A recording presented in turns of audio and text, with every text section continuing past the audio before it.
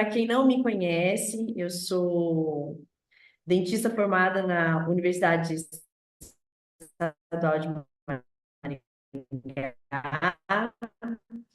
Eu em periodontia e implantodontia na Unesp Araraquara. Sou doutora em implantodontia pela Unesp Araraquara e aqui em São Carlos eu atuo como clínica dentro dessas duas especialidades. Dou aula na Unicep, na graduação em odontologia. Dou aula de especialização na PCD, no curso de especialização em implanto.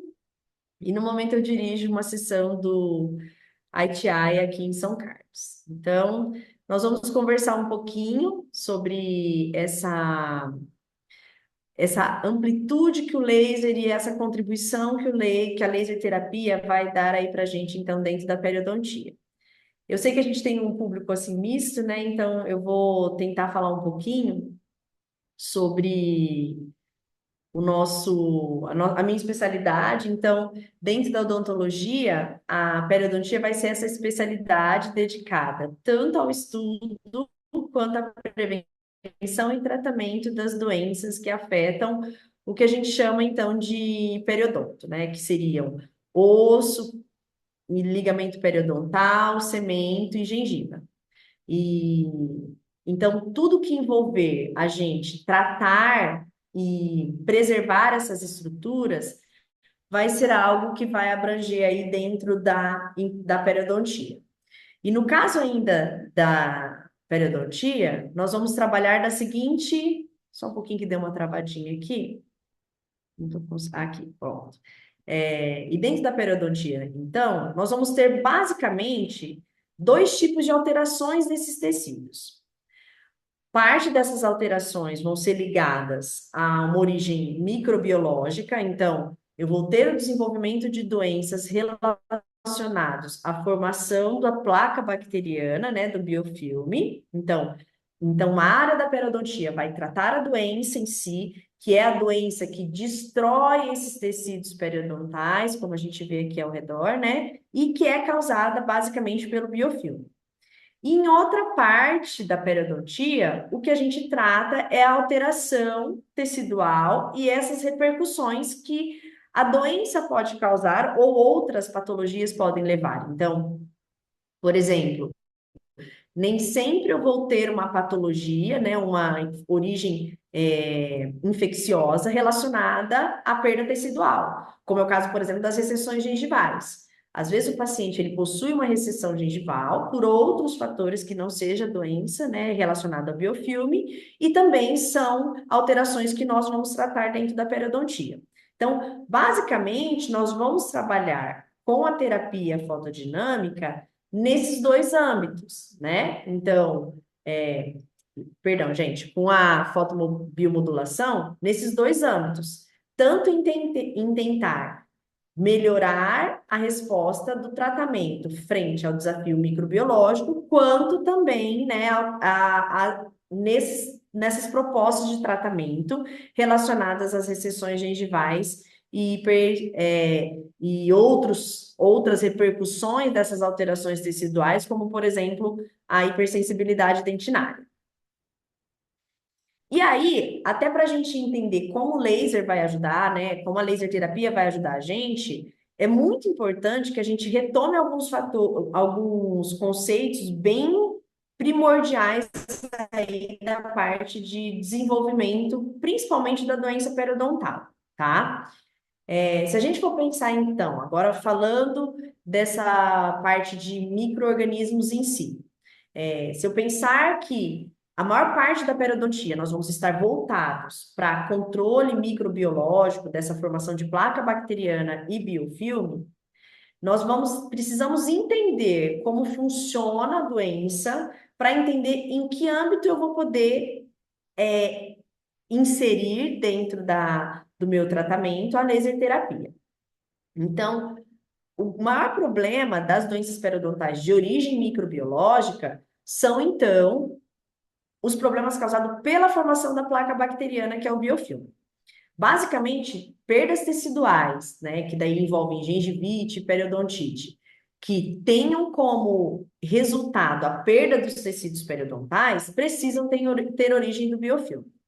Então, o que acontece é que, uma vez formado esse biofilme, e os antígenos, fatores, as lipoproteínas das bactérias, os fatores de virulência, vão desencadear uma resposta imune inflamatória no hospedeiro, e essa resposta imune inflamatória vai produzir uma série de sinalização pró-inflamatória que vai, então, alterar o metabolismo do tecido ósseo e do tecido conjuntivo.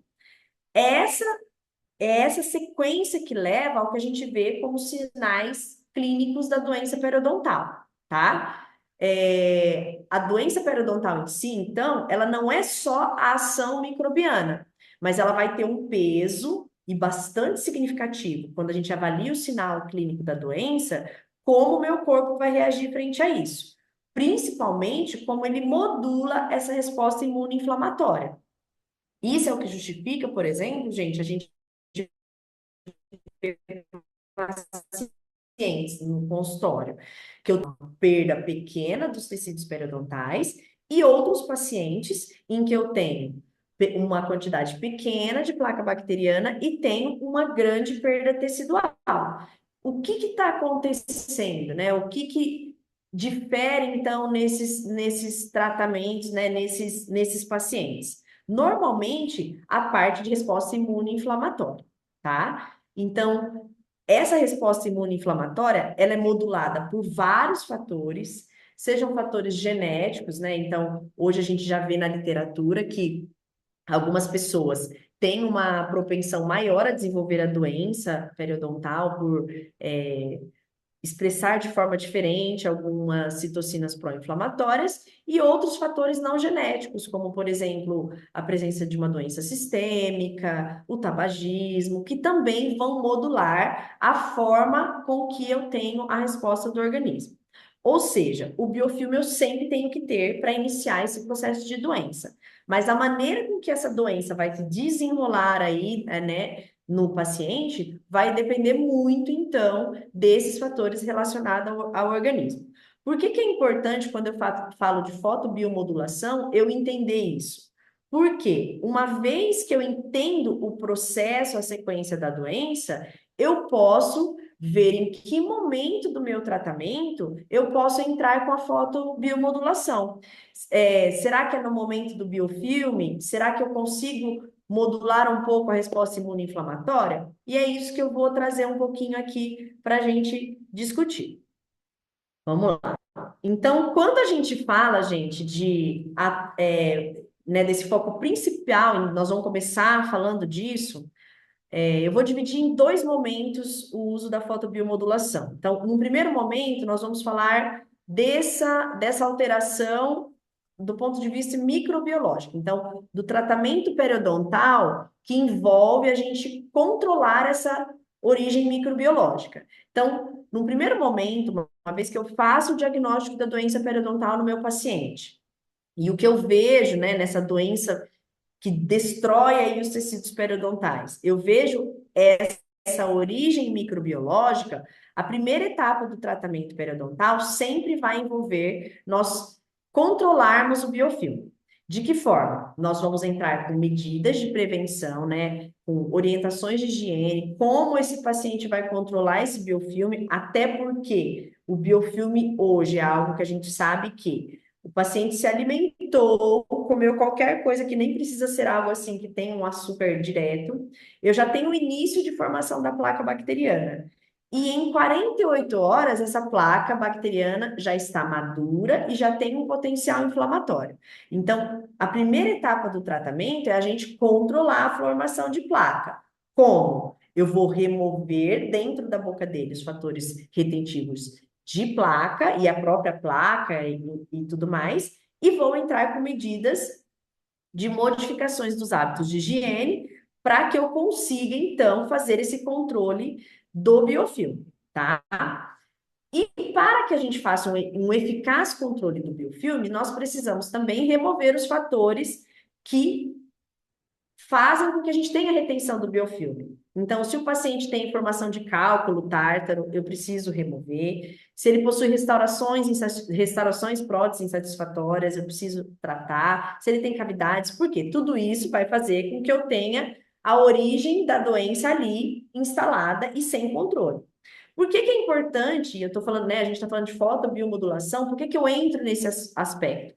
Porque, gente, nada vai ser eficaz dentro do meu tratamento periodontal, né? Ainda mais quando a gente vai falar, e a gente vai falar um pouco que a fotobiomodulação é um tratamento adjunto, ele não vai funcionar se eu não tiver essa primeira etapa do tratamento funcionando de maneira eficaz, tá? Então, ele vai funcionar como uma terapia adjunta, porém, né, eu só vou conseguir isso se eu tiver um bom controle de biofilme e dos fatores de retenção de biofilme. E além disso, quando eu falo também do biofilme, eu posso pensar em se existem formas de modular a resposta do hospedeiro. Então, ok, controlei o biofilme, mas lembra a história de que eu posso ter pouco biofilme e muita resposta. Então, ali é aquela segunda etapa. Será que eu posso usar algo para modular essa resposta? E é aí que vai entrar a fotobiomodulação. Então, quando a gente fala só dessa primeira etapa do tratamento, que a gente está falando, né, dos fatores de controle aí do biofilme, o que eu preciso é dar conta de eliminar todos esses fatores de retenção. Então, além de entrar com uma nova orientação de higiene, eu vou ter que remover onde tem cálculo e tártaro dental. Se eu tenho cavidades cariadas, eu tenho que fechar isso. Se eu tenho restaurações ou próteses mal adaptadas, né? Então, aqui a gente vê, por exemplo, um excesso. Gente, não é normal uma restauração que tenha que não termine em zero com dentes, seja uma restauração ou uma prótese, não é normal o fio dental enganchar, não é normal a gente vai passar um instrumento e aquilo ter um degrau. Isso tudo é má adaptação da restauração ou prótese. Isso vai levar a reter biofilme, micro-organismo. Então, sendo assim, se eu não tratar isso daí, não tem como, e aí eu gosto de frisar muito isso, porque não tem, qualquer coisa que eu faça depois disso, a gente vai ter um resultado pobre. Porque concorda que eu posso raspar, eu posso fazer uma fotobiomodulação nessa área. Se eu não tirar o fator que está causando, né, o princípio da doença, eu não tenho como controlar isso, né? Então, é importante que a gente faça essa abordagem logo no início do tratamento. Se eu tenho dentes que estão perdidos, que não tem tratamento, nós temos que remover também no início do tratamento. E como também, né, qualquer tipo de alteração gengival, hiperplasias, seja medicamentosa ou seja de origem, por exemplo, tratamento ortodôntico, eu também vou precisar remover isso durante, então, o meu tratamento periodontal básico. E a partir do momento que eu fiz, então, essa remoção desses fatores de retenção de biofilme, do próprio biofilme, que eu entrei com a parte de controle do biofilme por parte do paciente, na parte de motivação de higiene bucal, aí eu consigo, então, entrar com terapias adjuntas, que a gente chama, né? Então, como eu estava falando, a gente hoje parte, então, a entender que a gente está tratando a periodontia, a boca, ela simplesmente ela faz parte de um complexo. E que se eu entendo que a resposta do hospedeiro vai influir na doença, eu preciso, então, de alguma forma, melhorar, se eu posso, né, adotar terapias adjuntas para melhorar essa resposta do hospedeiro, tá? E aí, gente, por que que a gente chama, né, como eu disse, terapia adjunta? Porque se eu não trato a causa, que é o biofilme, nada do que eu fizer daquela parte para frente vai funcionar, tá? Então, eu preciso entender que, primeiro, a primeira parte do tratamento vai incluir fazer o controle do biofilme e das suas consequências, e da sua retenção, e como ele trabalha. E a partir daí, com um bom controle do biofilme, dos fatores retentivos de biofilme, é que eu vou conseguir, então, fazer uma terapia adjunta que pode me ajudar nessa questão de resposta do hospedeiro.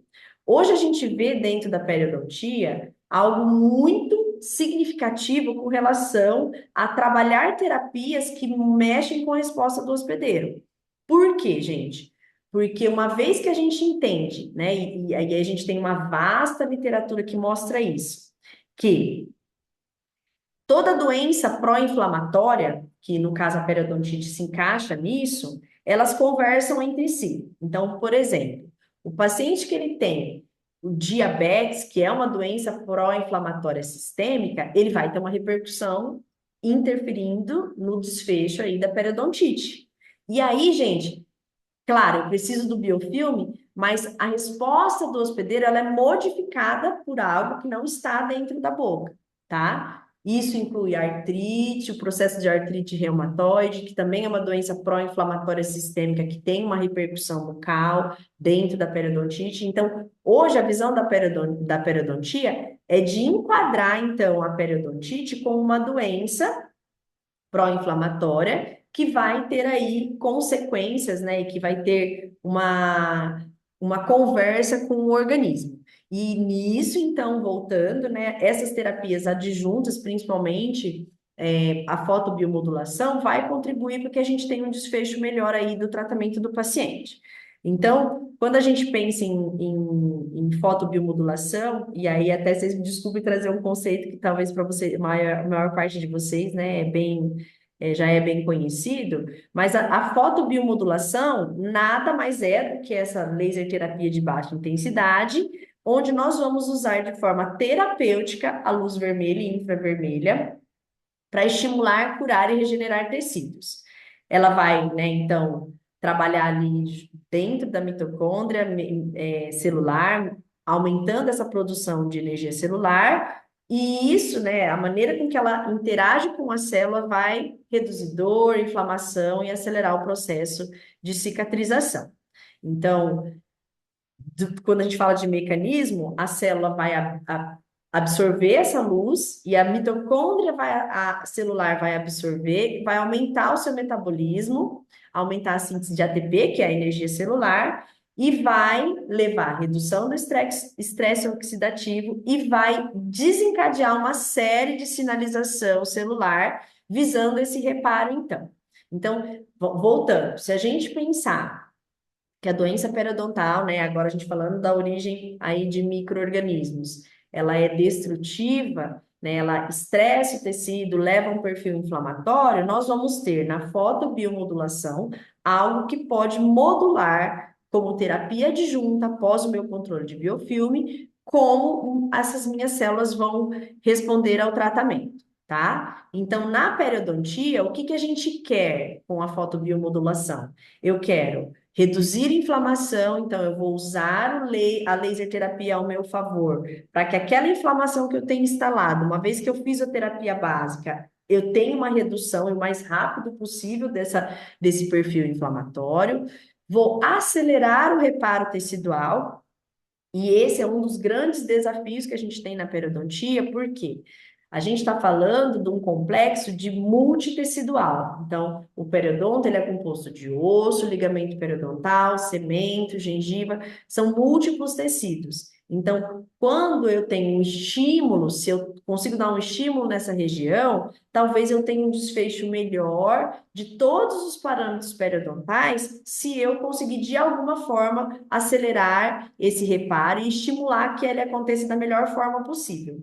E fora isso, né, a gente também trabalhar a parte de controle de dor, que é algo, né, gente, quando a gente trabalha aí na boca, na face, nós estamos falando de uma estrutura extremamente vascular, extremamente sensitiva, que tudo que a gente faz, mesmo às vezes procedimentos muito pequenos, pode desencadear um processo álgico do paciente bem significativo. E além disso, dentro da fotobiomodulação, nós vamos ter também como opção, além da laser terapia somente, a gente ter aí, então, o uso de corantes fotossensíveis para trabalhar não só, então, nos tecidos, mas também com foco na própria descontaminação bacteriana. Então, a terapia fotodinâmica, ela é um adjunto no tratamento periodontal que pode ajudar a gente a conseguir aí não só melhorar esses tecidos, mas também agir nesse foco principal de destruição, que é o micro-organismo.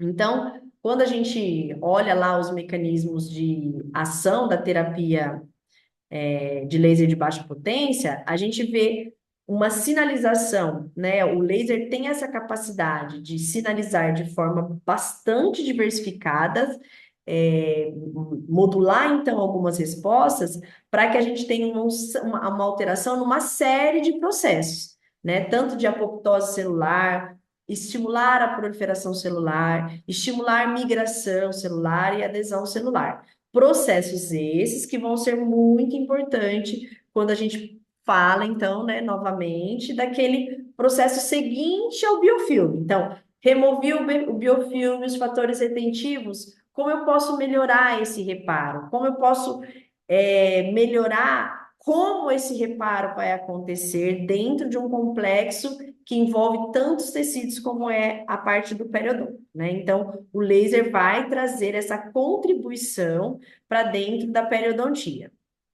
E aí, alguns princípios da laser terapia é importante que a gente entenda antes de fazê-lo, né? Então, por exemplo, o fenômeno que a gente tem ali, então, quando eu uso a fotomodulação na periodontia eu vou fazer uma aplicação de luz, essa luz vai ter uma absorção, parte dela vai ser refletida e parte dela vai ser absorvida e espalhada dentro dos meus tecidos, tá? Então, por exemplo, algo importante é que a gente sempre faça essa aplicação a 90 graus, né, com a ponteira ali a 90 graus, para diminuir o máximo a reflexão, para a gente não perder tanto essa luz e para que ela tenha uma absorção correta e um espalhamento correto dentro daquele tecido que a gente está buscando trabalhar, né? E aí, por conta dessa absorção, os diferentes, então, isso são fundamentos básicos aí, né, de laser terapia. Então, se a gente pensa a estrutura do meu tecido, então eu tenho o epitélio, eu tenho a parte de tecido subcutâneo, tecidos conjuntivos, embaixo disso eu vou ter o tecido ósseo, vou ter o elemento dentário, né, no caso da odontologia, nós vamos ter essas variações de comprimento de onda do laser, e aí, quanto maior o comprimento, né, mais profundo, né, mais do tecidos mais profundos, eles vão sendo absorvidos, né? Então, por isso que a gente trabalha ali com vermelho e infravermelho, por conta das próprias estruturas que a gente está trabalhando. Então, eu vou trabalhar com o laser vermelho aqui nessa faixa de 600, mais ou menos, é, nanômetros ou milímetros, e aí ele vai ter uma amplitude de penetração. Quando a gente trabalha com infra, a gente está trabalhando num comprimento maior, né? Vou ter uma absorção e uma profundidade de ação desse laser um pouco maior, né? E aí, dentro, o que a gente usa na periodontia, agora falando um pouquinho do arsenal da MM Optics, é o laser duo, né? O laser duo, principalmente essa versão última deles, ele tem uma série de recursos para a gente trabalhar dentro da periodontia. Nós vamos trabalhar a 600 nanômetros para o laser vermelho e 808 para o infravermelho. O aparelho Laser Duo, ele vai me permitir tanto trabalhar, né? Acho que a versão mais nova do Laser Duo vai me permitir trabalhar tanto só com o laser vermelho quanto o infravermelho. Então, vamos lá, quando a gente fala de aplicação em si, que é o que eu quero passar um pouco para vocês também. Eu tenho que pensar o que eu quero e se eu vou trabalhar com vermelho ou infravermelho, tá?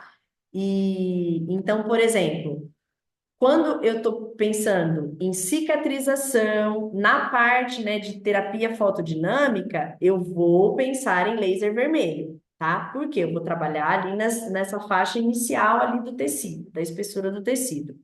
E aí, quando eu quero analgesia, que eu já estou falando, né, de trabalhar a parte de terminações nervosas ou efeitos anti-inflamatórios profundos, aí eu vou trabalhar com infravermelho. Na periodontia, gente, nós vamos trabalhar, mesmo nessa etapa de controle microbiológico, tanto com vermelho e infravermelho. E aí, até a última versão do Laser Duo, eles têm a opção de trabalhar, né, lá no L1 o laser vermelho, L2 o infravermelho, e o L3 dá a opção da gente trabalhar o vermelho e o infra ao mesmo tempo, né? O que facilita um pouquinho aí na hora da aplicação. Então, só para voltar à questão do comprimento aí da onda, no laser vermelho, a gente vai trabalhar, então, né, a aplicação a 90 graus, e a gente tem essa onda a 660 nanômetros. Então, só para a gente ter uma ideia, a diferença, né, de profundidade aí, então, dessa ponteira, né, a gente usando em vermelho ou infravermelho. Então, enquanto o laser vermelho trabalha mais superficialmente, eu vou ter, então, o infravermelho trabalhando aí de forma um pouco mais aprofundada. E aí, né, dentro dos conceitos, e aí, de novo, eu trouxe alguns conceitos da parte de laser, porque eu sei que a gente está um público misto. Então, quando a gente vai começar a trabalhar com laser, é importante que a gente entenda que algumas nomenclaturas vão determinar como eu vou trabalhar. Até porque, se a gente, eu vou falar um pouquinho do que a gente tem na literatura, a gente não, a literatura ela vai trazer quanto foi usado por exemplo, né, de dose de radiação, em que potência, qual o tipo de laser, se a aplicação foi feita pontual, uniforme ou difusa, se eu tive infravermelho ou vermelho e qual, né, porque a gente também tem aí são vários tipos de laser no mercado e alguns vão ter comprimentos aí de onda diferente, né? Então, entender um pouco dessas nomenclaturas vai ajudar a gente, principalmente na interpretação do que a literatura traz em termos de resultado para a fotobiomodulação. Então, se eu pensar, eu quero usar a fotobiomodulação na minha especialidade, seja ela periodontia ou outra, eu preciso entender o que a literatura traz, juntar isso com o que o meu equipamento traz e tentar trazer isso para a minha rotina clínica. Então, entender um pouco essas nomenclaturas vão ajudar a gente. Basicamente, o que a gente usa na periodontia são aplicações de contato, tá? E de forma pontual, em alguns casos que eu vou mostrar para vocês, a gente faz a parte de varredura, mas normalmente a gente faz vários pontos na região onde a gente quer tratar, tá? Vamos falar um pouquinho sobre o que a literatura traz para a gente. Eu trouxe um artigo que eu gosto muito, é um artigo novo, relativamente novo, é de 2019, e ele é uma revisão do que a gente tem da parte de fotobiomodulação, e aí a parte um fala de periodontia e a parte 2 fala de implantodontia. Não vou entrar na parte de implante, mas basicamente assim, entendam que do ponto de vista de resposta tecidual, o que eu tenho na implantodontia é muito parecido com o que eu tenho na periodontia. Até porque o tecido que eu estou trabalhando é muito parecido, tá, gente? Apesar de a periodontia ser um pouco mais complexa do ponto de vista que, além de tudo, eu tenho o dente, mas assim, se a gente for ver resposta gengival, resposta do tecido ósseo, em casos em que envolva a parte de microbiologia, né, como é o caso da periimplantite, eu vou ter resultados muito semelhantes, tanto para periodontia quanto para implantodontia, tá? Mas vamos lá. Essa revisão é legal porque ela traz alguns questionamentos e é isso que a gente vai conversar. Então, a primeira questão que eles falam, perguntam na revisão é: a fotobiomodulação, ela pode melhorar a condição periodontal, trabalhando, né, como terapia adjunta ao tratamento periodontal convencional? Então, se eu usar isso, né, a terapia fotodinâmica junto com o tratamento periodontal, eu tenho uma melhora na condição periodontal? Então, o que a gente vê na literatura, tá, gente, é que a maioria dos estudos vai colocar a fotobiomodulação como algo um efeito positivo no tratamento não cirúrgico periodontal. Então, o que é isso, gente? Fui lá, raspei o meu paciente, fiz o tratamento periodontal básico e usei a fotobiomodulação para melhorar o efeito. Melhora. Então, hoje o que a literatura traz é que nós temos uma série de artigos que descrevem um efeito positivo da fotobiomodulação dentro da periodontia. Entretanto, qual que é a grande dificuldade que a gente tem hoje na literatura, gente? Se você vai fazer uma leitura sobre resultados de tratamento, por exemplo, de a laser, né, dos diversos equipamentos a laser, eu tenho uma variedade muito grande do quanto de energia que é aplicada, dos comprimentos de onda, da ponteira, o tamanho da ponteira, que é algo que também, vai mudar como esse laser vai agir. Então, eles têm uma dificuldade, por exemplo, hoje a literatura mostra que a terapia que a fotobiomodulação, ela tem um resultado positivo na periodontia, mas ela não consegue dar um padrão de protocolo, tanto da irradiação, quanto tempo, qual é o melhor comprimento de onda, como eu vou fazer a aplicação. Então, isso a gente acaba ficando ainda, né, preso às recomendações específicas dos fabricantes. Por quê? Devido ao grande número de produtos de equipamentos que trabalham com isso, eu vejo bons resultados, mas eu não consigo ainda estabelecer um parâmetro, um protocolo para todas as situações, tá? E aí eu até trouxe alguns artigos assim, só mostrando, lá tinha uma série de artigos, mas esses que eu coloquei aqui são principalmente do mesmo tipo de laser que a gente tem aí no Laser Duo, que é o laser. Deixa eu até lembrar o nominho dele, gente, que ele é um nome bem. Que é o laser de. Olha lá, pera aqui, ó. Arsenieto de galho e alumínio, né? Que o laser duo é arsenieto de galho e alumínio e fosfeto de galho e de alumínio. Então, tem vários artigos que trazem o arsenieto de galho e alumínio, né? E mostrando resultados positivos nos parâmetros periodontais. O que normalmente os artigos eles avaliam, gente? Se eu tenho redução da mobilidade dentária, da profundidade de sondagem, do nível de inserção, do sangramento, né? Então, a gente tem aqui a maior parte dos artigos que eles trazem mostrando que o laser trabalhado, né, dentro da terapia, como adjunto à terapia periodontal básica, vai elevar a maior parte desses parâmetros. Sangramento, melhora no nível de inserção, diminuição de profundidade de sondagem. Então, a literatura traz para a gente fortes indícios de que a fotobiomodulação é algo a ser empregado como terapia adjunta com bons resultados. Gente, por que eu trago artigo científico para vocês? Eu sou uma pessoa que eu tenho uma formação de pós-graduação. Então, hoje, tudo que eu faço dentro da minha clínica, eu sou professora, mas eu sou clínica, eu faço baseado em ciência. E não é qualquer ciência, tá, gente? É baseado em algo para falar assim, para eu estar aqui falando para vocês, olha, funciona, eu tenho que ter lido, eu tenho que ter visto que realmente funciona. Então, vamos lá, gente, a fotobiomodulação, pós-tratamento periodontal básico, funciona. A gente tem aí uma vasta literatura trazendo bons resultados, entretanto, o que a gente não tem ainda são protocolos bem estabelecidos, tá?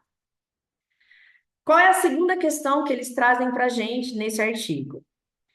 A fotobiomodulação pode melhorar essas condições periodontais no tratamento, como adjunto no tratamento periodontal não cirúrgico, nos pacientes que têm doenças sistêmicas ou que tenha, né, um consumo aí de drogas. E aí, gente, isso é importante, né? Porque, como eu disse lá no início, se eu tenho aí as doenças sistêmicas modulando a resposta periodontal, diabetes, artrite reumatoide, será que o laser, para esses pacientes especificamente, vai ter um resultado positivo, como tem para os pacientes que não têm esse comprometimento?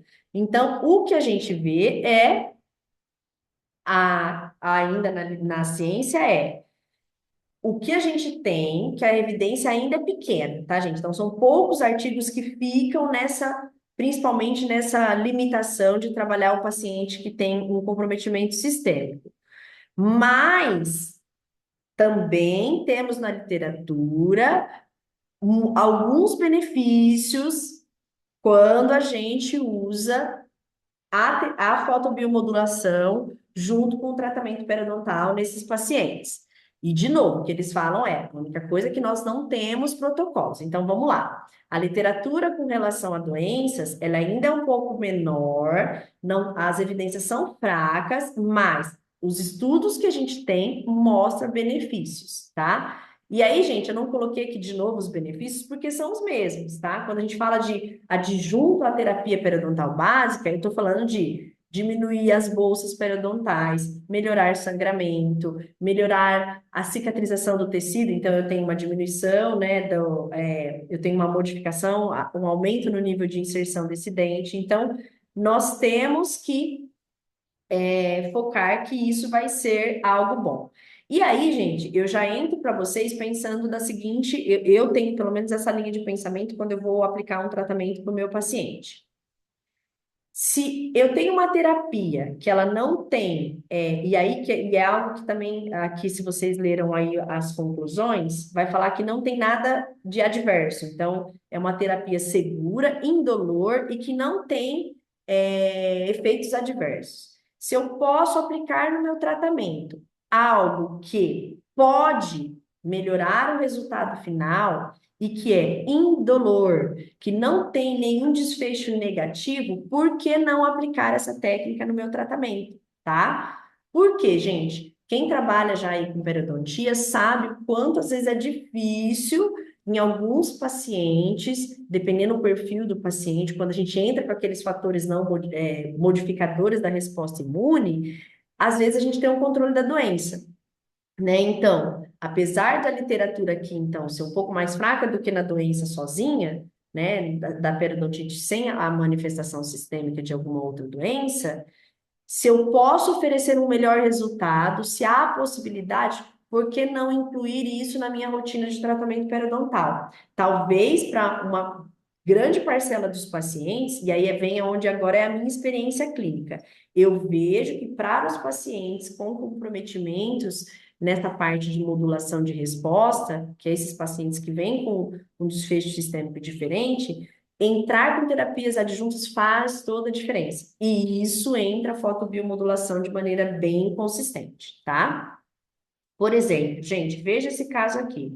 Esse caso é uma paciente que apareceu para mim para um atendimento de urgência com muita dor. Então, uma paciente é de implante, tá, gente? Mas é que o comportamento do tecido periimplantar e periodontal é muito semelhante. Ela tinha muita dor. Qual que é o quadro da paciente? Eu tenho diabetes.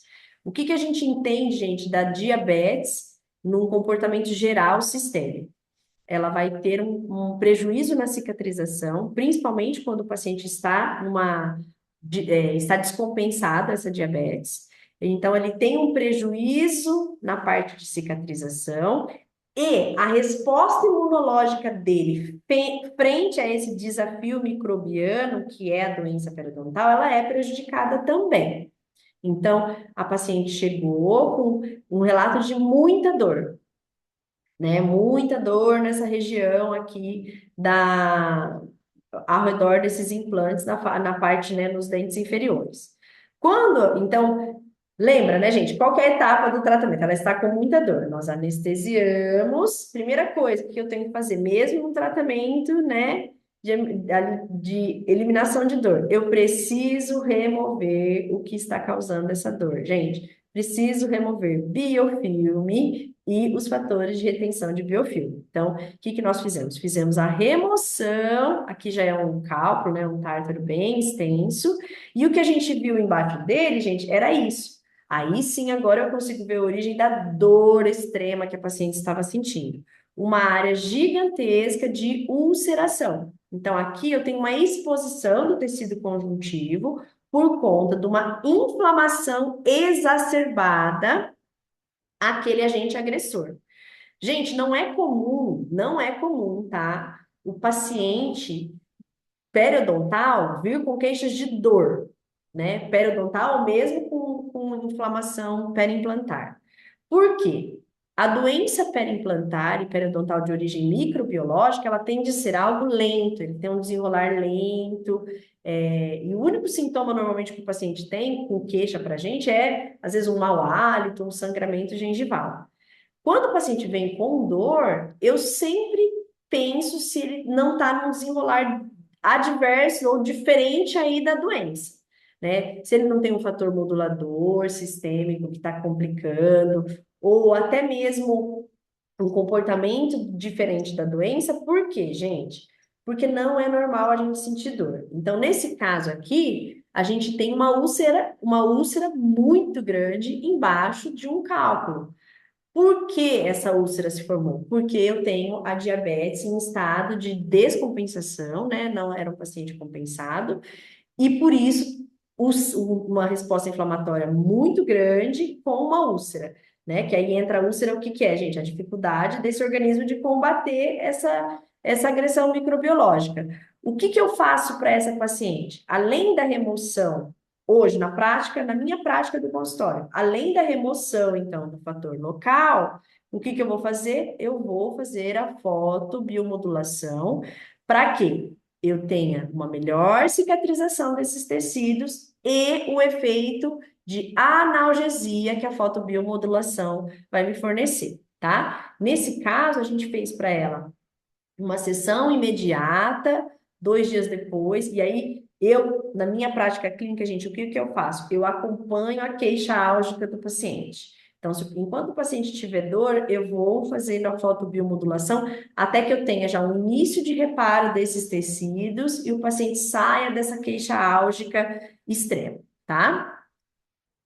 Então, o que que a gente usa, gente, no caso da fotobiomodulação, dentro da periodontia?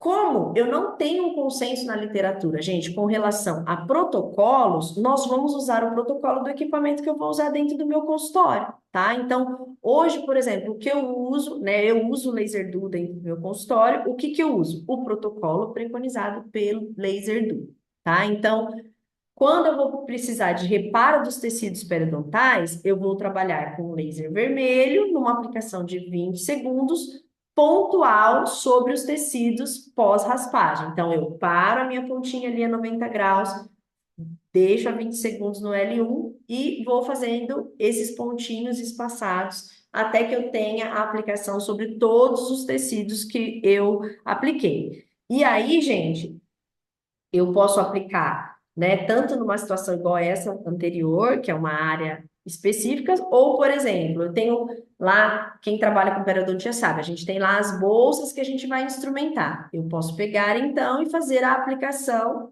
pós-raspagem sobre cada uma dessas bolsas, tá? E aí, um ponto, normalmente a bolsa sempre, a gente divide o dente, né, em 3 sítios vestibulares e 3 sítios linguais ou palatinos, eu vou fazer a aplicação de cada um desses sítios, um ponto desse de laser, tá?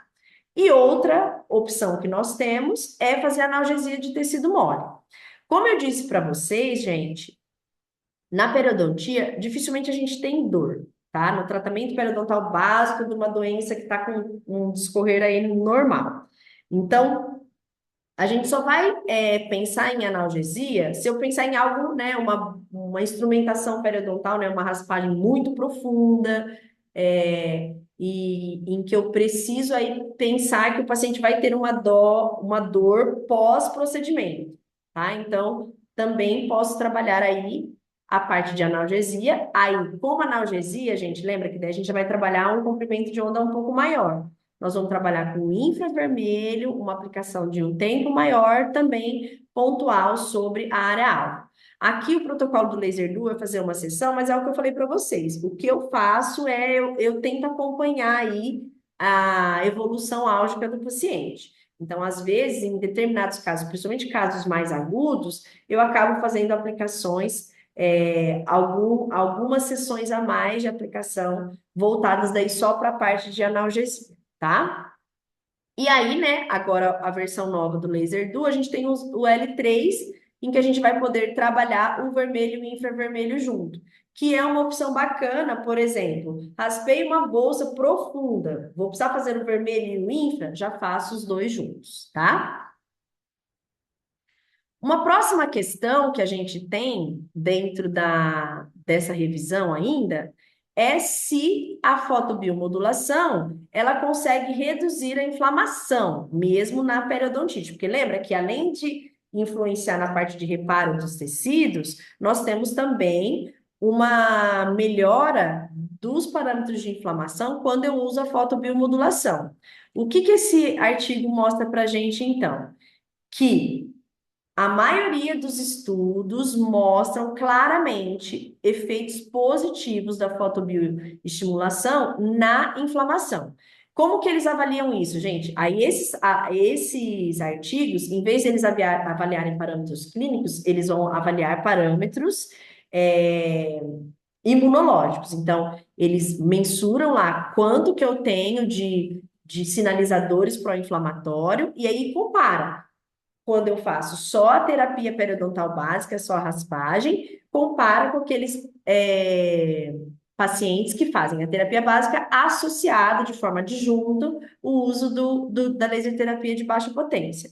Então, os estudos demonstram que para a maior parte das citocinas avaliadas, eu tenho uma redução delas, tanto imediata quanto pós-tratamento, alguns dias após, e que isso vai trazer, então, efeitos positivos aí para o nosso tratamento periodontal. E aí, de novo, né, não tem um parâmetro ainda só da questão de protocolos de tratamento, qual dose e exatamente qual comprimento eu vou utilizar, tá? E aí, gente, algo bastante interessante que a gente vai poder usar na fotobiomodulação, dentro ainda desse aspecto microbiológico, é o uso da terapia fotodinâmica.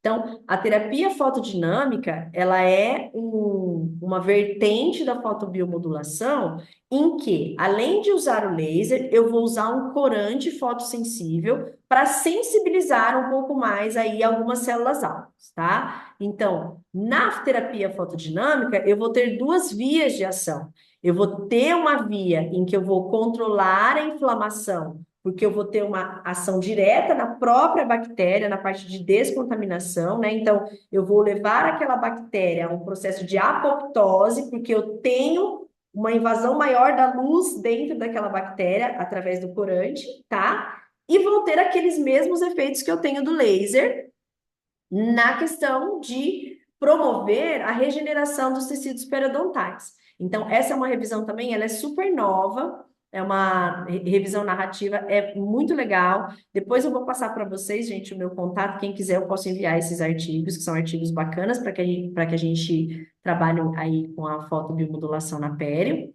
Então, ele vai mostrar para a gente algumas coisas de como a gente vai, quais resultados a gente pode esperar dessa terapia fotodinâmica na periodontite. Então, vamos lá.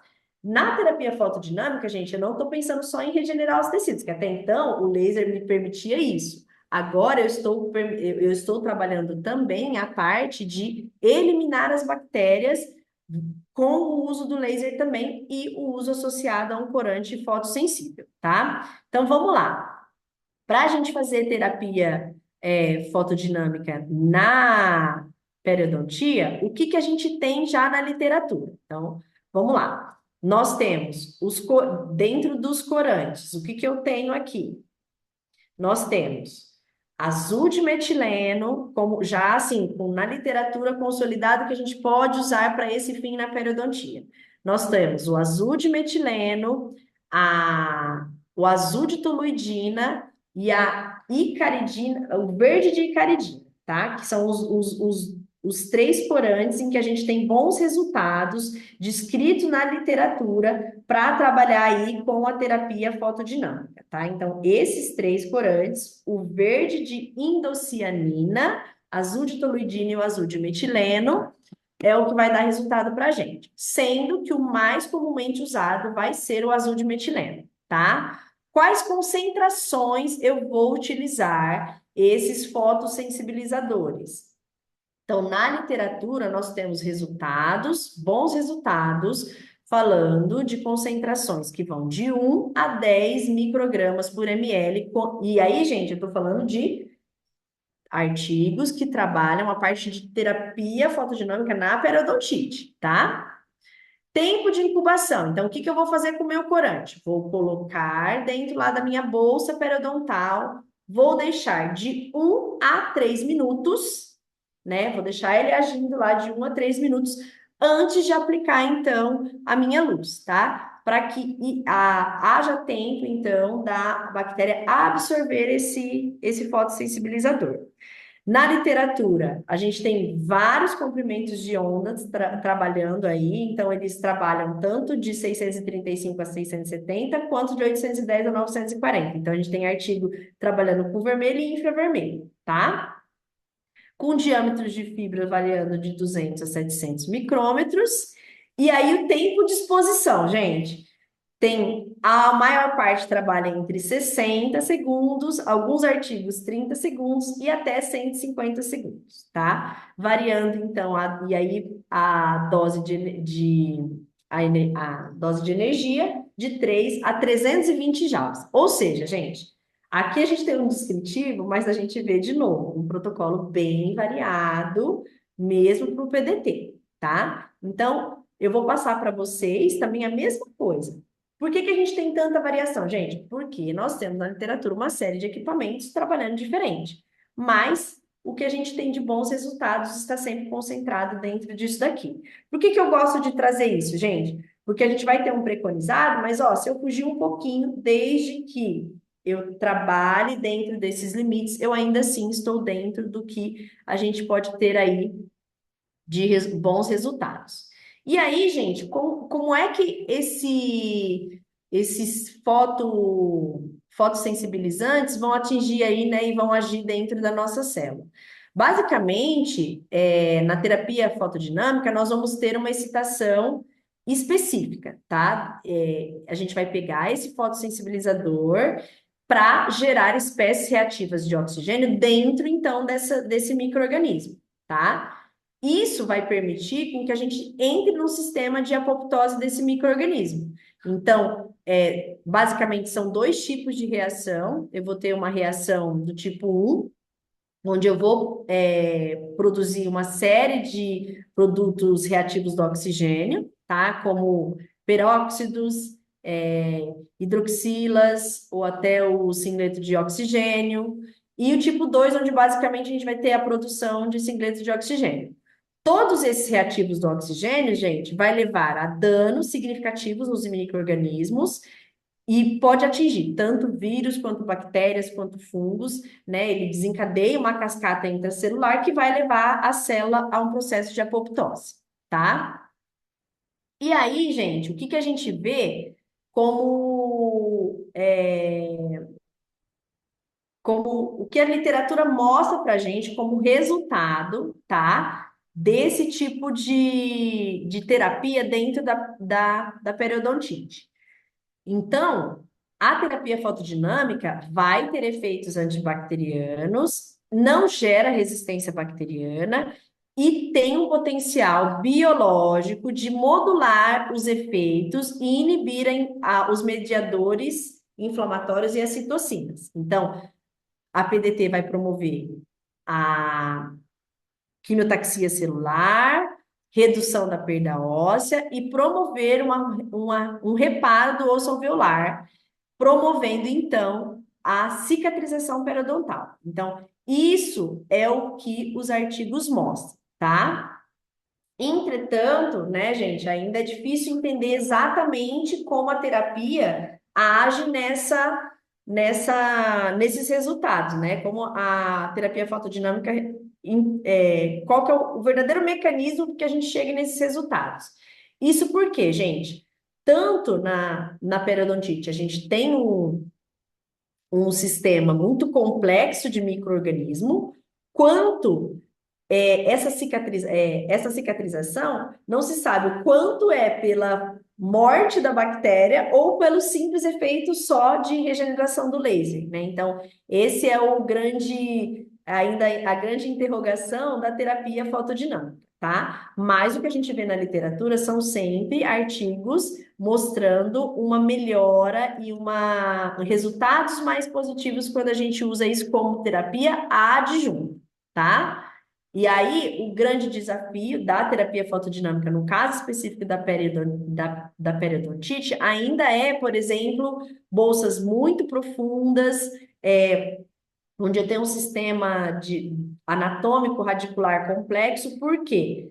Eu preciso ter certeza que o meu fotossensibilizador está chegando no micro-organismo, que a luz que eu estou aplicando está chegando nesse micro-organismo, né? Então, porque a gente pode, dependendo, né, os tecidos, ter uma limitação de penetração de luz.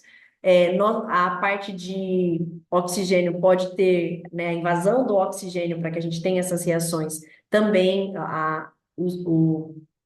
né? A gente não tem o oxigênio para ter todas essas reações, então isso pode, às vezes, comprometer um pouquinho o resultado. Então, assim, basicamente o que a literatura mostra é que se for um caso muito severo, a gente vai ter uma limitação de resultado mesmo com a aplicação da terapia fotodinâmica, tá? Então, até eles falam assim que seria essencial a gente desenvolver coisas mais próximas para, né, a dissipação ali dessa luz vermelha e que gerasse simultaneamente oxigênio, né, ali naquela região. Então, hoje, por exemplo, com terapia adjunta, a gente tem, além de laser, temos produtos que aumentam a oxidação na área, né? Por exemplo, produtos que você aplica dentro da bolsa periodontal e ela gera uma hiperoxigenação justamente para tentar atingir aí os micro-organismos, principalmente os anaeróbios estritos, que são os mais virulentos, tá? E, e aí, gente, também, né, falando que o laser vai ter aí uma contribuição não só para essa parte microbiológica, mas também nessa resposta imune, que ela vai ter um efeito, né, em modular aí a resposta imune do hospedeiro também, facilitando aí a questão de resposta dos tecidos, tá? E aí o Laser Duo tem algumas versões do Laser Duo, vai ter uma opção legal para a gente trabalhar com terapia fotodinâmica, que seriam essas fibras as fibras PDT, que elas são à base de PMMA e são descartáveis. Então, você instala ela aqui na ponteira do laser e eu vou ter, né, essa ponteira de PMMA que eu posso penetrar, então, dentro dessa bolsa periodontal para levar aquele feixe de luz de forma um pouco mais profunda e mais próximo do meu ponto-alvo, né? Então, e aqui sim a gente tem uma das coisas que está se pedindo naquele artigo, que eu leve um pouco mais perto a luz dessas regiões onde a gente tem mais difícil acesso, né? Então, essa é uma opção excelente para a gente trabalhar na terapia fotodinâmica, né? Junto aí como terapia adjunta, né? Dentro da periodontia.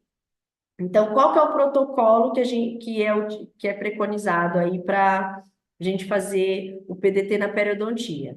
Usar, então, o laser vermelho. Se for bolsa, gente, o ideal seria a gente usar uma ponteirinha dessa, tá? A não ser que seja uma bolsa rasa, mas bolsas profundas, pelo menos, a gente usar uma ponteirinha dessa. E aí, usar 90 segundos. Então, ó, veja que está lá dentro do que está preconizado aquele artigo. E aí, olha lá, dentro da bolsa periodontal. E aí, se você tiver uma bolsa ampla, faz uma aplicação por vestibular e uma na lingual com movimentos de vai e vem ali na extensão da bolsa, tá? Enquanto eu estou fazendo a aplicação. Faz essa aplicação uma vez, né, ali, e aí o que eu gosto de fazer, gente, eu terminei a raspagem, o alisamento radicular, eu já faço a aplicação, e aí sempre, né, gente, com o fotossensibilizador. Deixa aí pelo menos 1 minuto, aplica o fotossensibilizador, que no caso aqui o preconizado é o azul de metileno, eu uso também a 0,01%, né, a 0,01%, então azul de metileno a 0,05, 0,01%, aplica, deixa aí de 1 a 3 minutos, pelo menos 1 minuto, e aí vai com a aplicação do laser, tá? Se for uma raspagem em campo aberto também, tá, gente? E aí eu vou mostrar algum caso para vocês. A gente pode usar sem ser essa ponteira descartável de PMMA, porque daí se é uma coisa que tá, o tecido tá aberto, se eu fiz uma cirurgia para fazer a descontaminação, aí a gente já pode trabalhar com a ponteira comum. Por exemplo, quando ele dá uma travadinha. Ó, vou mostrar um caso para vocês em que eu trabalhei com a terapia fotodinâmica. Eu já trabalho com terapia fotodinâmica, gente, há muito tempo. Tanto é que esse é um dos meus casos mais antigos, é da época que eu fazia doutorado.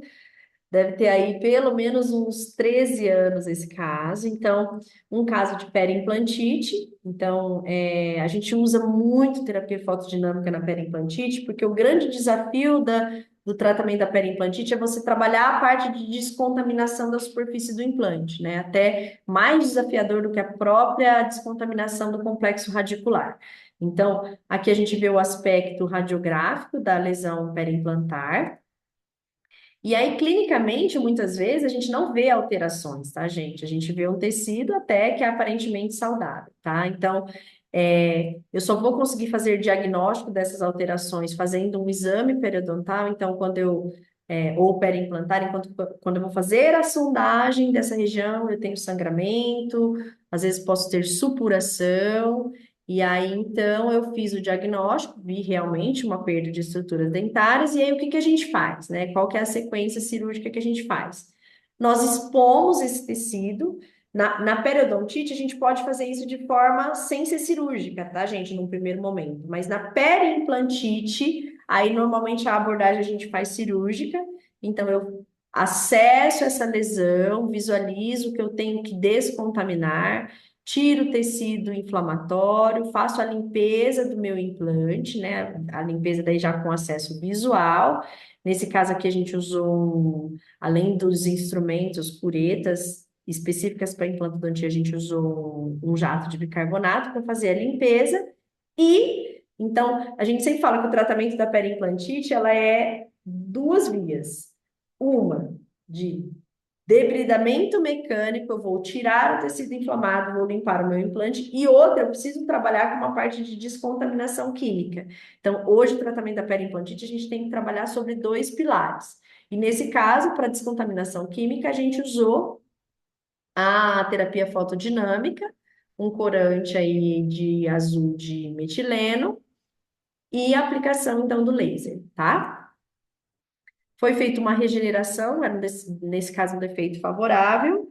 Então, a gente faz o preenchimento do defeito, coloca uma membrana, e depois disso, gente, quando a gente finaliza a cirurgia, a gente ainda faz a aplicação do laser pensando, então, eu faço uma aplicação neste primeiro momento, pensando em descontaminação, e a hora que eu suturo, fechei tudo, o que que eu faço? Eu faço aquela aplicação de L1 mais L2 para pensar em reparo de tecido e também a parte de ação anti-inflamatória e analgésica, né? Então, nesses casos, eu gosto de utilizar não só o PDT, mas também a sequência aí de reparo e analgesia tecidual, tá? E esse é o resultado. Um ano depois, a gente vem de um completo fechamento do defeito, clinicamente sem bolsa, né? Já com controle aí da parte da periimplantite. Esse aqui é um caso também que a gente fez recentemente, então, um caso de uma doença periimplantar bem significativa, quando a gente abre um defeito amplo, bastante inflamatório, a mesma coisa, é uma prática que eu tenho. Então, só para mostrar para vocês, gente, aquele caso é de quase 13 anos atrás, esse aqui tem 2 anos mais ou menos, então é algo que está dentro da minha prática clínica, tá? Então, eu uso muito PDT, principalmente para descontaminação na situação de periimplantite, tá? Uso também na parte periodontal, tenho usado principalmente como terapia adjunta para casos mais desafiadores, onde eu tenho a questão imunológica, né, sistêmica significativa, bolsas muito profundas, onde eu preciso de algo a mais na minha descontaminação. Então, a gente aqui fez a terapia fotodinâmica e depois foi feita uma reconstrução também. E aqui é a evolução do caso. Então, da onde a gente saiu inicialmente, uma lesão grande, periimplantar, tá? Aqui durante o processo de cicatrização e aqui já com a prótese já instalada e em função, já a gente vendo estabilidade tanto radiográfica quanto clínica dos tecidos, né? Então, a gente vê que aí o laser pode trazer para a gente alguns resultados, melhorar os nossos resultados clínicos, tá, gente? Não que isso seja feito, claro, só do laser. E aí, às vezes, até por isso que as terapias adjuntas sejam tão difíceis de ser avaliadas, tá, gente? Na literatura, principalmente na parte de doença periodontal. Por que que é tão complicado a gente ter um protocolo? O padrão ouro de tratamento da doença periodontal, gente, é raspagem e alisamento radicular. Então, a gente já tem resultados muito bons com a raspagem e alisamento radicular sozinho. Então, muitas vezes é difícil você ver a contribuição do tratamento adjunto. Por isso que essas revisões que, por exemplo, analisam expressão de citocinas pró-inflamatórias, porque daí eu estou entendendo como o negócio funciona do ponto de vista biológico. Eu estou vendo um bom resultado, e sim, aquele bom resultado pode ter a ver com como esse laser está mediando aí a cicatrização, tá? E aí a gente tem essa outra questão naquela revisão, que se a terapia fotodinâmica pode melhorar as condições periodontais e a regeneração do tecido ósseo quando a gente usa ela adjunta ao tratamento regenerativo, né? As cirurgias de regeneração periodontal. Eu mostrei cirurgias de regeneração periimplantar, mas o princípio é o mesmo, tá, gente? E aí, o que a gente tem na literatura também, baseado nos estudos clínicos que foram incluídos nessa revisão, nós temos a terapia fotodinâmica adjunta ao tratamento aí regenerador, melhorando os resultados de cicatrização e os parâmetros periodontais quando usada, então, na cirurgia de defeitos para regeneração. E regeneração é isso, tá, gente? A gente usar um material aí para tentar voltar a formar osso nesses defeitos infraósseos. E aí, nesses resultados, o que que a gente pode observar? Eu mostrei alguns casos para vocês, gente, de terapia fotodinâmica, mas eu posso usar o laser também sem o fotossensibilizador, nesse mesmo tipo de cirurgia, tá? Por exemplo, eu uso muito, como eu disse para vocês, o fotossensibilizador em caso de periimplantite, porque eu sei que a parte microbiológica, a parte de descontaminação, ela é crítica no caso da periimplantite.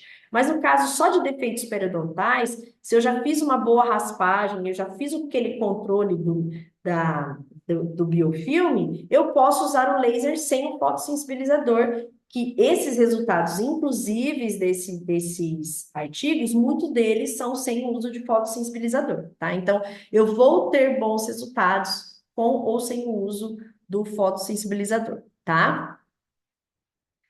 E aí, agora, gente, eu vou falar com vocês um pouquinho sobre uma outra vertente, que daí são as doenças que eu não estou falando de micro-organismo, eu estou falando só da parte da gente devolver de forma regenerativa os tecidos periodontais. Então, na periodontia, é comum a gente encarar situações como essa, onde eu tenho, por exemplo, uma retração dos tecidos, né, uma perda de tecidos periodontais, e eu trabalhar com uma cirurgia para devolver esses tecidos, né? Então, por exemplo, essa é uma situação que a gente trabalha com enxerto de tecido gengival para melhorar as condições teciduais e disposição desses dentes, né? Então, esse é um tipo de procedimento usual na periodontia, né? Uma cirurgia ampla, extensa, que a gente trabalha duas áreas cirúrgicas. Eu tenho tanto a parte doadora do enxerto quanto a parte receptora, que é essa, e uma cirurgia complexa. Tá? Então, será que a fotobiomodulação me ajuda nesse tipo de situação? Então, aqui eu não estou falando nem da doença em si gerada por micro-organismo, tá, gente? Aqui eu estou falando, né, por exemplo, retrações são causadas por outros fatores, movimentação ortodôntica, posição do dente no arco, escovação, interrogação em alguns questionam a influência da oclusão. E aí é uma cirurgia ampla, complexa e que a gente vai trabalhar uma grande área, tá? Normalmente a gente tira o enxerto da região do palato, então a gente tem duas áreas operadas quando a gente trabalha com enxertia gengival. E normalmente, tá, gente, a gente trabalha com a remoção total desse tecido, incluindo o epitélio.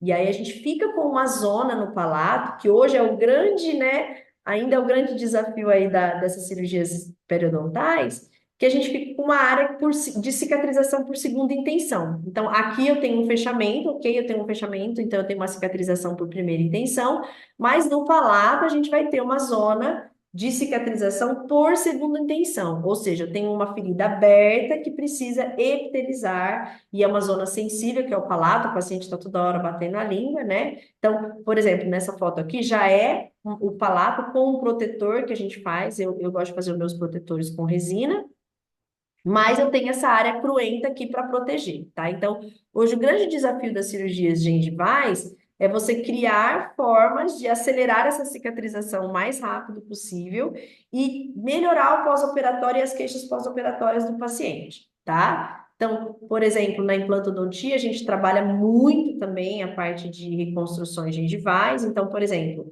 aqui eu tenho um implante e um dente que a gente não vai, que está perdido, precisa fazer implante. E eu não tenho o que a gente precisa e que é essencial para hoje para a parte de saúde, tanto dentária quanto periimplantar, que é essa faixa de tecido queratinizado. Então, nesses casos, a gente usa fazer uma cirurgia que a gente chama de enxertia gengival livre, onde eu tenho um enxerto que vai cicatrizar por segunda intenção nessa região.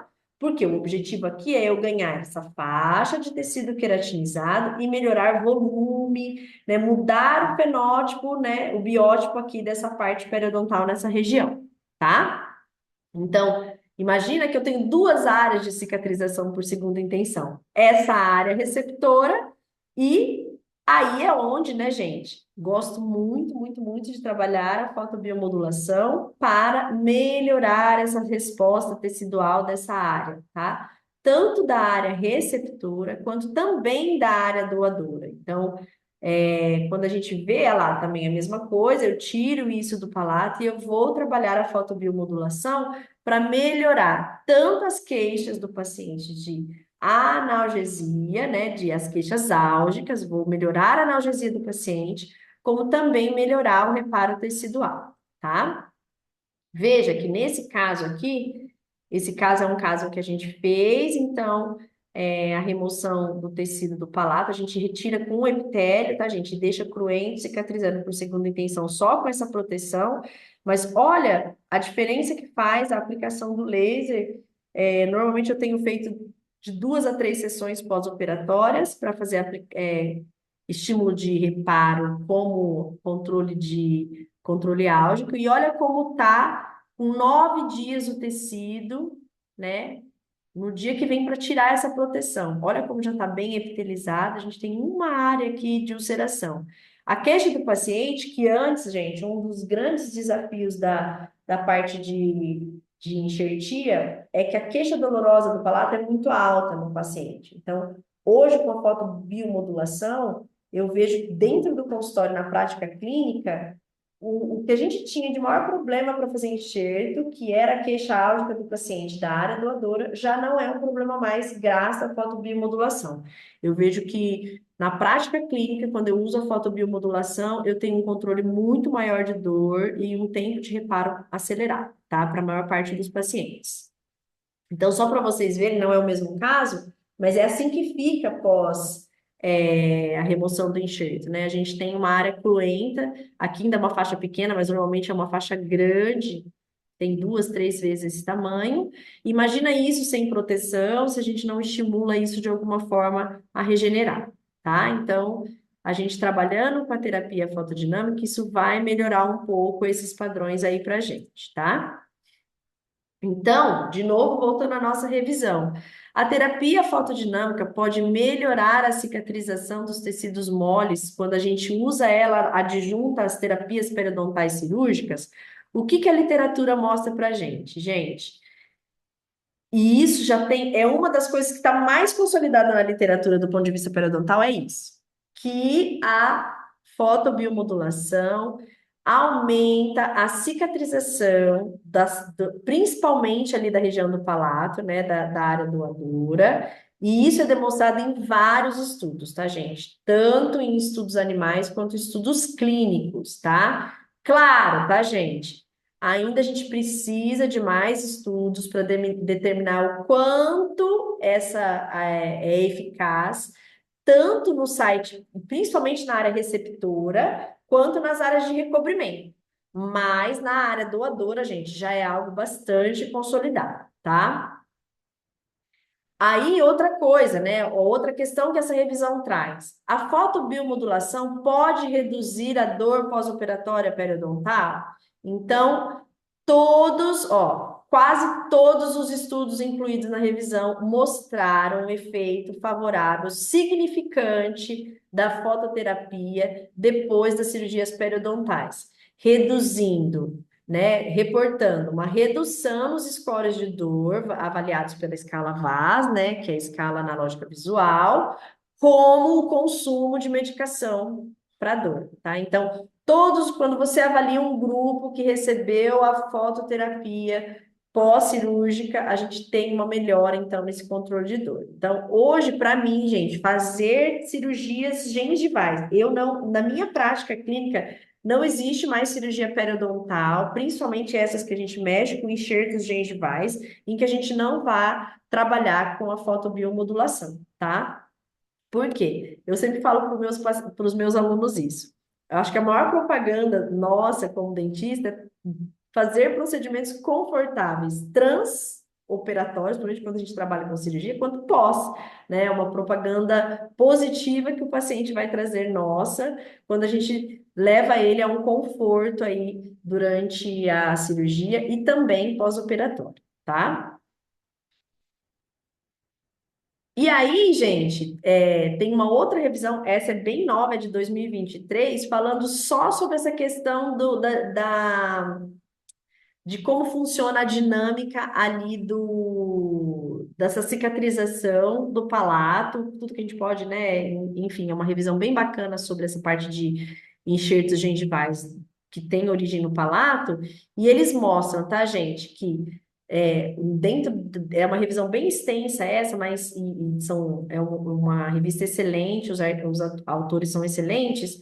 Eles mostram que uma das coisas que pode diminuir a morbidade do paciente nas cirurgias de enxerto é a fotobiomodulação. Então, esse também é um artigo que mostra, é uma outra revisão que vai mostrar, né, afirmar que a fotobiomodulação é algo que pode trazer um conforto significativo para o paciente nessas cirurgias de enxerto, tá?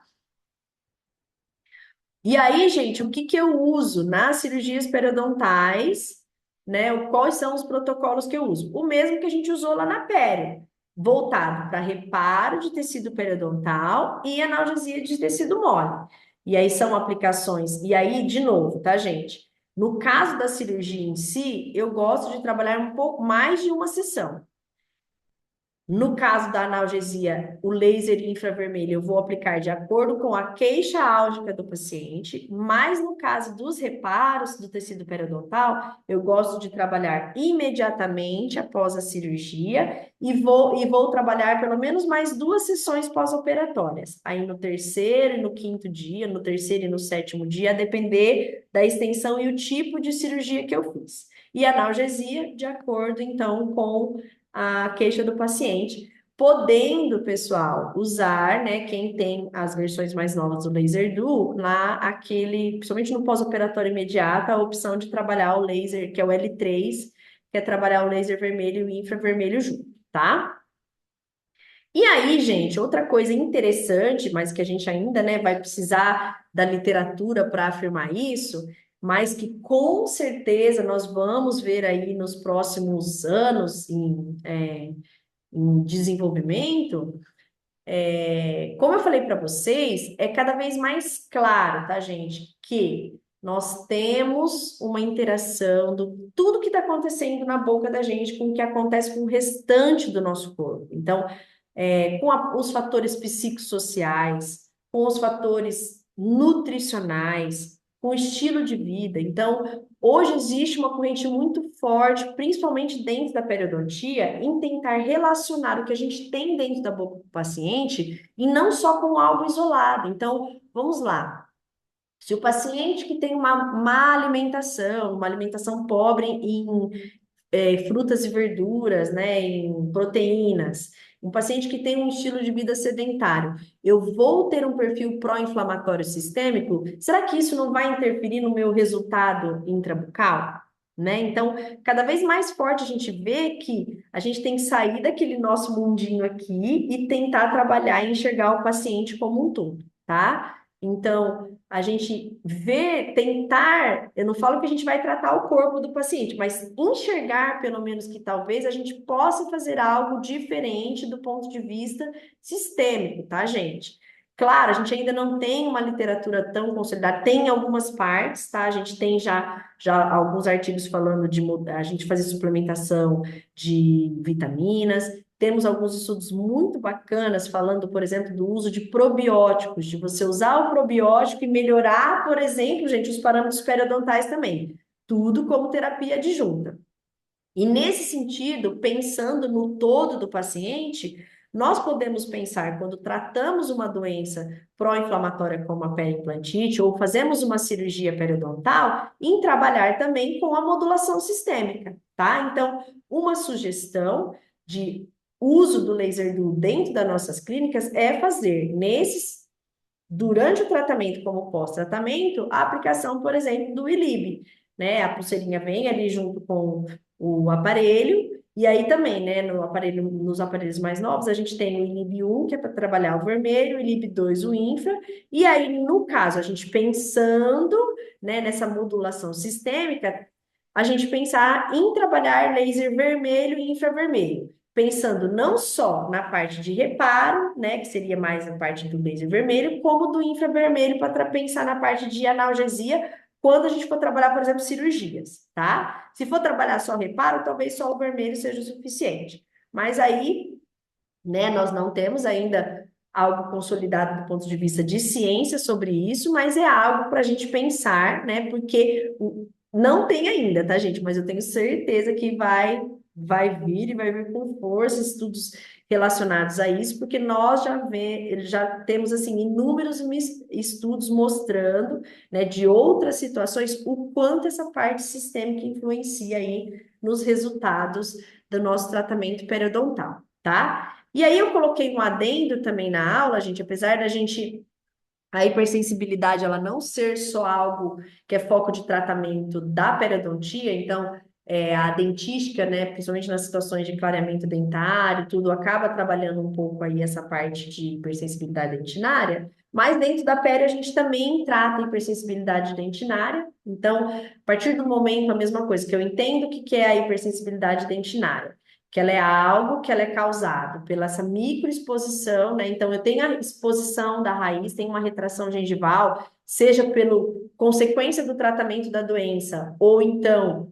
como algo relacionado né, aos outros fatores que levam à retração gengival, a exposição da raiz vai levar a uma maior incidência da hipersensibilidade dentinária. Por isso que a gente acaba tratando isso dentro da pele. Então, a queixa do paciente é sempre uma dor, quando eu tenho uma exposição, principalmente a coisas frias, né? Às vezes até não conversar, o paciente sente, porque o que acontece é isso, né? Eu tenho uma exposição de microtúbulos, e a gente tem uma ligação, né, dessas terminações, um estímulo, e aí a gente tem várias teorias de como isso acontece, nas terminações nervosas desses microtúbulos, levando a uma estimulação álgica da polpa dentária, tá? Então, para hipersensibilidade dentinária, nós também podemos trabalhar com fotobiomodulação. É um dos tratamentos que a gente tem respaldo de literatura para trabalhar, né? Que a gente tem realmente um alívio de sintomas. Então, a gente tem um protocolo. Como eu tenho que atingir a polpa, né, gente? Então, lembra, sempre quando o caminho é maior a percorrer, a gente vai tender a trabalhar com infravermelho, tá? Então, o preconizado dentro do laser duo é a gente trabalhar com o laser vermelho nessa região cervical, distribuindo pontos, e aí eu posso fazer algumas sessões também, de 1 a 5 sessões, com intervalos aí mais ou menos de 3 dias entre uma sessão e outra, tá? Então, isso seria uma outra, né? A gente precisaria de mais uma aula só para falar de hipersensibilidade dentinária, tá, gente? Mas só para acrescentar aqui, porque eu tentei trazer dentro dessa aula todas as aplicações que eu consigo fazer com laser duo nessa área que eu trabalho, que é a periodontia, tá? Tanto cirúrgica quanto tratamento periodontal básico. E é isso que eu tinha para falar para vocês. Eu espero que tenha dado tudo certo. Eu agradeço o convite novamente da Karen e da MM Optics, né? Eu espero que eu tenha contribuído de alguma forma, que eu não tenha falado nenhuma bobagem, falar que não vou porque, gente, eu vou falar, eu domino periodontia muito bem, mas laser, eu falo assim, que a gente eu sou muito clínica, tá, gente? Então, mas para mim também foi uma excelente oportunidade. Então, quem quiser me chamar aí eu coloquei minha rede social. Quem quiser os artigos, eu tenho todos os artigos nas íntegras. Quem tiver dúvida, quiser conversar comigo, eu estou à disposição de vocês.